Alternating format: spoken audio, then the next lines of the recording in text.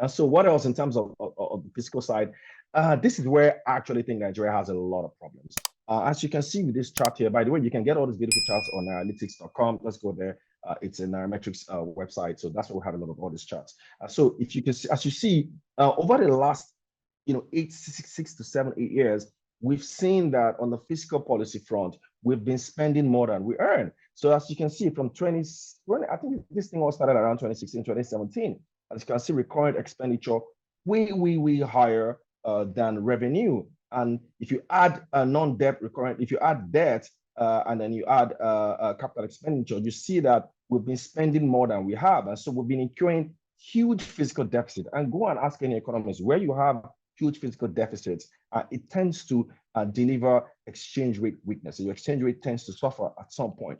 And this is what has been going on. This is up to 2022. You can see here, 5 trillion versus almost 17 trillion. So the gap is huge. And even in 2023, we're already seeing that there's a deficit financing of over 9 trillion naira, and it could even get higher than that. And so this, I think, is a huge problem that the government needs to sort out. And this is essentially the 2023 budget. As you can see, there's a lot of deficit spending here. The government is looking to borrow 8.2 trillion just to plug the deficit hole. And this is if it is even able to raise the entire amount of money that it hopes to use to fund the 2023 budget. But what has the government been doing since to also sort out the fiscal side? It's not like they haven't been working. We've seen the removal of fuel and electricity. Just recently, electricity subsidy, that has been a huge drain pipe for the government. So they've essentially taken that out.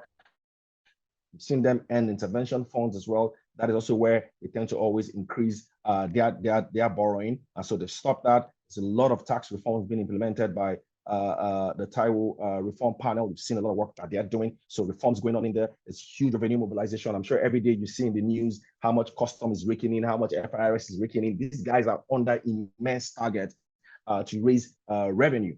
And you've also seen gradual implementation of the Oron, and the government has now decided to do something about it, even though it's not as aggressive as we think, but at least there's a lot of work going on in that direction. So you've seen a lot of work there. The increase in crude oil output gradually going up, especially now that crude oil prices is hitting $90. So maybe government revenue is going to stay on. And guess what, guys? Once you start to see crude oil hit $90+ and we see our output increase, trust me, the exchange rate would be stable. There's just certain things that determine how your exchange rate moves, regardless of what happens. So these are very good signs. So if you're a speculator out there, man, you gotta be worried, because with crude oil output going up and the crude oil prices going up, that it means that Nigeria's external reserves would likely continue to increase. Of course, you've seen a lot of reforms as well. A lot of people call it audio. Looks like audio, but solid mineral sector reforms.